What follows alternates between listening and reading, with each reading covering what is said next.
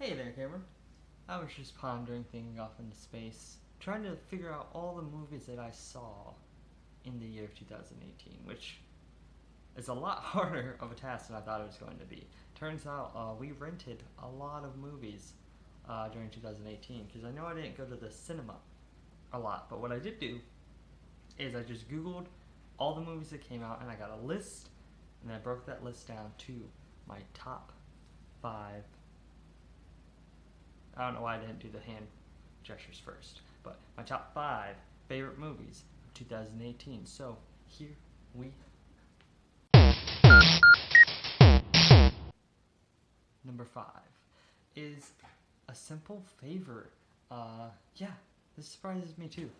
When I saw the movie in theaters, Blake Lively, Anna Kendrick, directed by Paul Feig, I went into it not really knowing what to expect. I knew it had two actors that I very much enjoy a lot, and it has a director that I enjoy. But the twists and turns that this movie takes, the comedy that this movie has, because this movie is hilarious. Like I was laughing, we were laughing out loud, man. True IRL, LOL. Some lingo for the kids.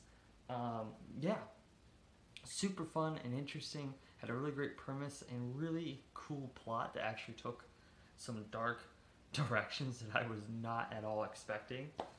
Just really kind of, as I look back through this list of all the movies that I saw, it stuck out to me of like, yeah, I really enjoyed that movie, and that movie is something that I, think really impacted, however you want to say that, but just affected, you know what I mean? So I really enjoyed it. So number five is A Simple Favor. So this next one is number four, and it's A Quiet Place, because you can't make loud noise. It's a really funny bit. But yeah, number four is A Quiet Place, which for me is weird because I waited forever to see this movie because I'm a big scaredy cat. I'm not good at horror movies or scary movies, and so I took forever to watch this. But then once I did, the way that they're able to package the movie and present the scares and the fear and all that stuff was something that really, worked well for me. Just with this family dynamic. You have good old John Krasinski and Emily Blunt, who are just dynamite duo, and Emily Blunt, who's been having a killer couple of years, I feel like recently, just really gave us a thoughtful, heartwarming family story wrapped up in this dangerous world. And they set up rules, and they follow these rules, and they break the rules. But and that's where like a lot of the tension and drama comes from. And so it's really cool and fun, and opened me up to trying more movies like that, because that's really kind of something that I would used to stray away from. But now I'm kind of more open to it because of the good experience I had with A Quiet Place. So that's my number four. My number three, oh, hey, boy. My number three is Love, Simon. I don't know why I had to do that. My hair's all over the place today. But number three is Love, Simon. It's just a great, like you said in your video, it's a coming of age story. It's just a tale that you would normally see, big budget romantic comedy movie set in high school, which usually be about a bunch of affluent, straight teenagers, and so to have that story wrapped up in kind of a very much the LGBTQ community and of like a gay experience is just awesome to see, and it was very, very well done. It wasn't a by the numbers movie, I don't think at all. I think the movie had a lot of heart and a lot of care that was put into it. I said a lot, but it's fine.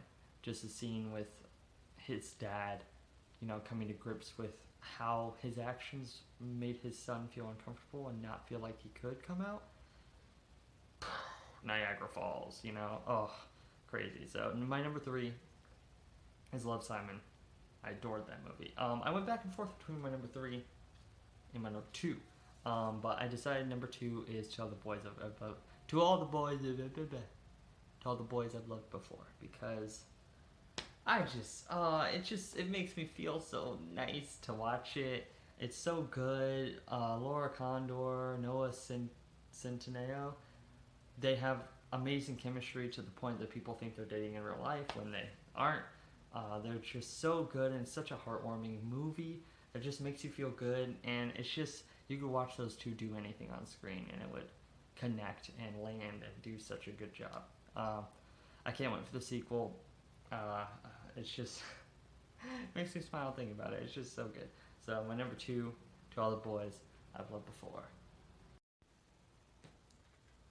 Honorable mentions is weird, because there are a couple movies like Into the Spider-Verse. I didn't really. We watched it. We took Chloe to the theater, and so paying attention to 100% of the movie to see everything. I want to see the movie again in the comfort of my own home, so I can just pay attention more. Because what I saw looked great, and I really connected with the parts that I was able to see.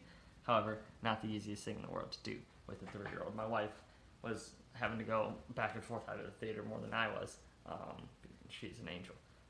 So I went Into the Spider-Verse, Aquaman, because I made a video about it earlier. I enjoyed the movie, but I think it has way too many issues for it to be in my top 5. And Venom, which is a movie that I just have to throw in here because it's just weird. And it was probably one of my biggest surprises of the year, watching that movie and it not being what I thought it was going to be. I think everyone who saw that movie knows exactly what I'm saying. Just a couple. Black Panther, because I forgot that Black Panther came out this year, but that is still a really good movie. It's still just a great movie, great introduction to Wakanda, and gave us some of my favorite supporting characters in the MCU. And then also, gotta shout out Mamma Mia 2. Here I go again. It wasn't exactly what I wanted for the Mamma Mia sequel, but it was still good, still had a lot of great songs. So, with that aside, it's time for my number one. It's Avengers. It's Avengers Infinity War. I don't know why I buried the lead in this list of making all these other movies even on it. It's Avengers Infinity War. I feel bad for even putting it on the list, honestly. I thought about not having it on here, but man, it was just so good, and it just did, something that I haven't. It gave me the joy of seeing like how I used to feel when I would get like a big event comic, whatever, or you'd see all these people together, and there's this giant disaster, this giant thing going on, and they're all trying to fight against it. And it was just something that I hadn't really seen in like a movie theater like that, with the amount of build up that has happened and just all these characters that we've grown to love, and the ramifications of everything that happens. I feel cheating putting this movie at number one, but I couldn't help myself, I guess. It's just really good, and we're getting another one this year, which is crazy. So that's my top 5, though. See you on the flip side. Peace.